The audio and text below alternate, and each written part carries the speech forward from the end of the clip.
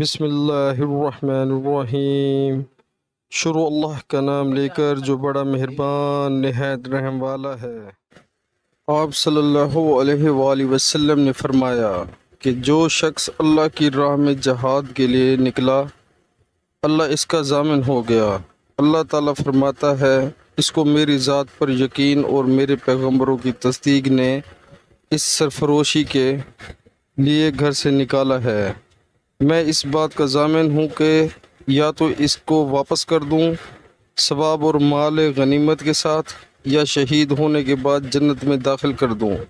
رسول اللہ صلی اللہ علیہ وآلہ وسلم نے فرمایا، اور اگر میں امت پر اس کام کو دشوار نہ سمجھتا تو لشکر کا ساتھ نہ چھوڑتا، اور میری خواہش ہے کہ اللہ کی راہ میں مارا جاؤں، پھر زندہ کیا جاؤں، پھر مارا جاؤں، پھر زندہ کیا جاؤں، پھر مارا جاؤں۔